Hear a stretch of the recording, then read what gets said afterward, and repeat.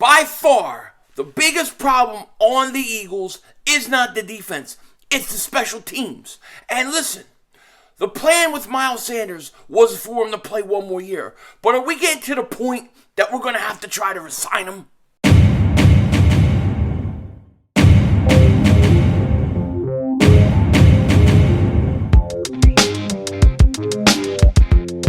Dallas still stinks. Yo, by the way, King Dingbat here, and I hope everybody's having a great day. Hope you guys are doing well. Hope you're hanging in there. You know, we can complain about the defense and Jonathan Gannon and everything they're not doing, but at the end of the day, in big moments, they have come up big. One group that hasn't, that really has me concerned, is the special teams. And we're going to get into in a second, as well as we got to really talk about Miles Sanders, because Miles Sanders is killing it. He's double moonwalking that ass. You know what I'm saying? So you've got to do something with Miles Sanders. Now, before we get into it, if you're new to the channel, you like the content, make sure you hit that like button. More importantly, make sure you subscribe for daily Eagles content, NFL content like that. I could rap, I can rerun it, I can double moonwalk, I can smoke a cigar. You don't want to miss it. So definitely hit that subscribe button. And if you've been subscribed for a while, just double check. Double moonwalk check. Make sure you're still subscribed. I'm sorry, that sounds funny to me. But anyways, oh man, where do I begin with the special teams? Because I feel like since the summer, we have been talking about the special teams. Now, we've primarily focused on the return game. Where's the return game? Who's the returner? Why not go out and get somebody that can return punts? Covey has not, or Covey, whatever you want to call him, he hasn't been good. Now, he doesn't fumble the punts and things that much. Only one time I can remember him fumbling a catch where it bounced off his knee. That scared the hell out of me. But I got to be honest with you, I'm always a little nervous when he's returning punts. It just seems like, for me, when it comes to him, that he's not there yet. He's not ready for the NFL yet. You know what I'm saying? So it's been a concern, and I saw that they were putting Boston Scott on kickoff returns. I was really happy with one of his returns. I think he actually got up to like the 26, 27-yard line, bringing it back. I was like, wow, I got like 2 yards. 2 yards, he ran it out. 2 extra yards. How about that? Really, our special teams have been atrocious this year.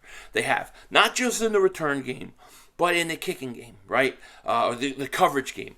They have done a horrible job. We saw that really early on in the year. Remember that Dallas game where the Eagles were up, 20-0? And then all of a sudden they kick off to Dallas and they get a really good return by Turpentine. We've had quite a few of those things. And what happened versus Green Bay the other day, that's unacceptable. It's unacceptable. I mean, you had a guy who literally was going 9-10 yards back in his end zone, catching it, and then returning it out and going to the 50-yard line.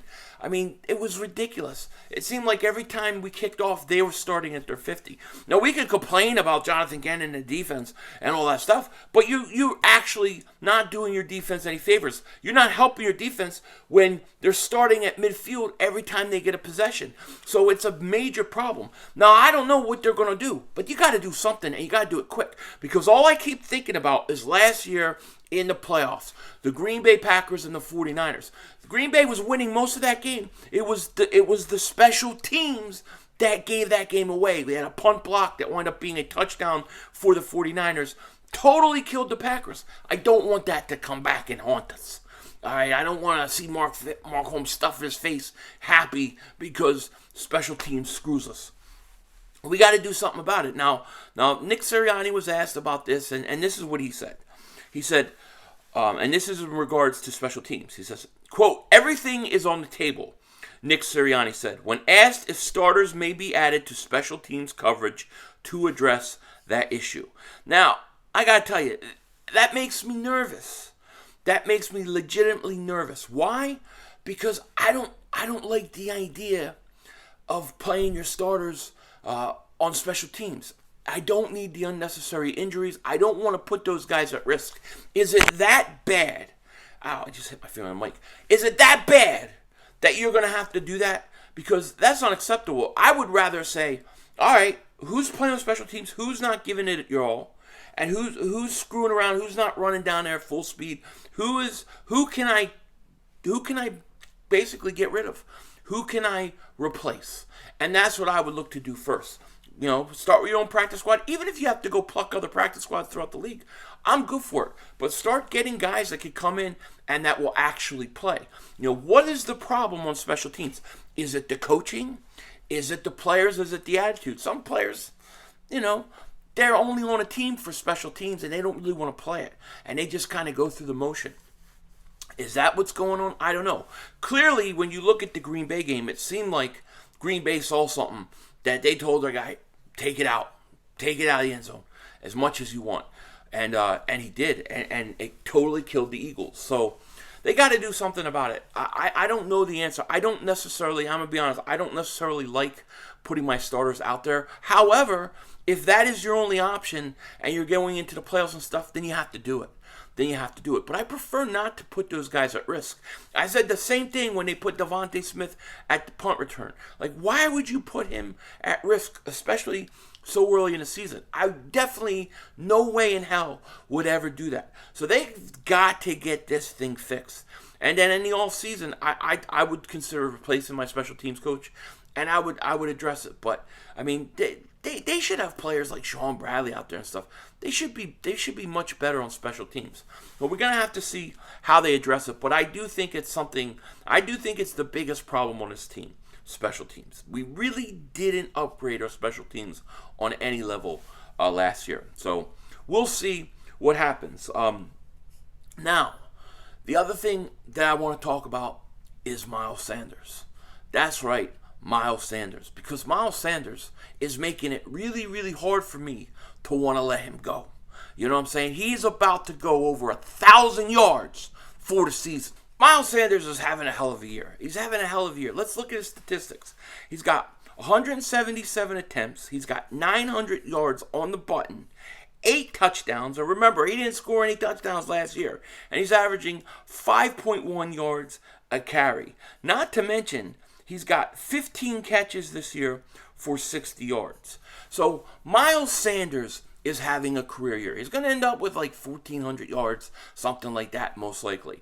It is really hard for me to sit back here and say I don't want him back. He's 25 years old. Okay? Now, there's a problem when it comes to running backs.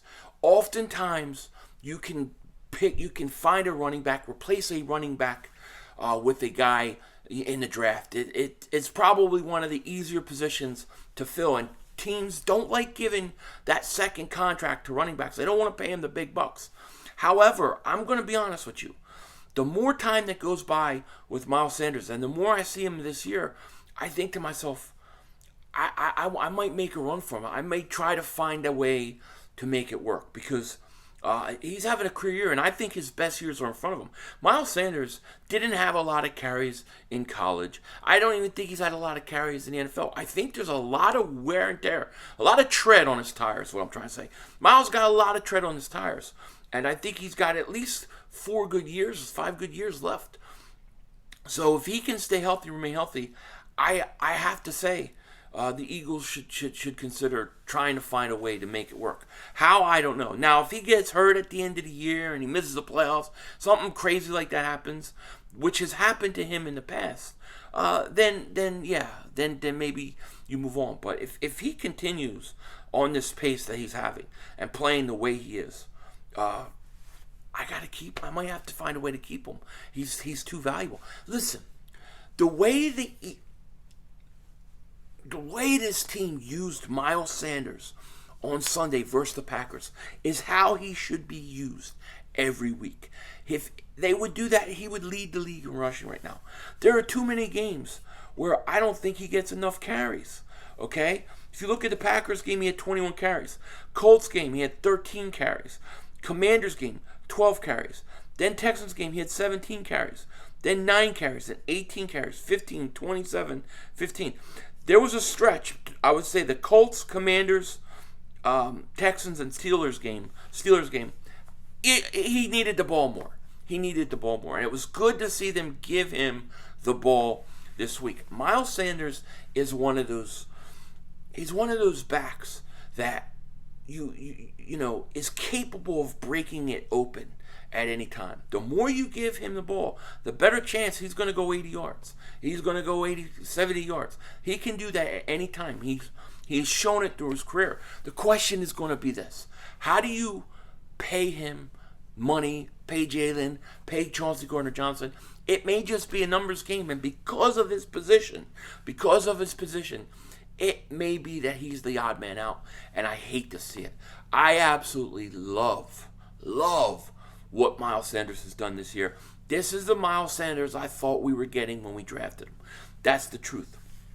900 yards. He's got a really good shot to break that next week. He'll break it within the next 2 weeks for sure. So he's going over 1,000 yards, and I even think there's more ways to use him. Like, I don't think they use him in the passing game enough. I honestly don't. He has 15 catches for 60 yards this year. Last year he had 26 catches. 2020 had 28 catches. But if you look at 2019's rookie year, he had 50 catches for 509 yards. I think Miles can be that 50 reception running back. I think he can get you 1,400 yards on the ground, another 500-600 yards through the air. They just gotta make the effort to get him the ball. But I want to see Miles continue to be used the way he is, the way he was yesterday. I think it's very important, and I want them to use him out of the passing game as well. So hopefully that's something that the Eagles will do. But I'll tell you what, I'm proud of Miles this year. I thought he's had a great year. He's going to get paid, and I hope that there's some way the Eagles can make all these things work. I know it's hard, but I would love to have Miles for a few more years. Let me know what you guys think in the comment section. With that said, take care. Talk to you later, of course. Don't be a dingbat. And remember, it's Howie Vision. We're all just living in it.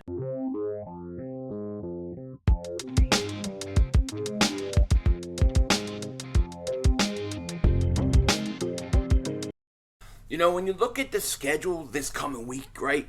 You're looking at it. I'm telling you, it'd be very nice somehow if Minnesota could lose. Like, we need to start getting some breathing room. I want to get in a position where we get this thing sewed up. I want to clinch the division on Christmas Eve versus stinking Cowboys. That's what I want. But I want to have room, in the meantime. The Jets play in Minnesota. Can the New York Jets actually go in there and beat the Minnesota Vikings? That would be crazy. I think I'm going to bet it. Denzel Washington out.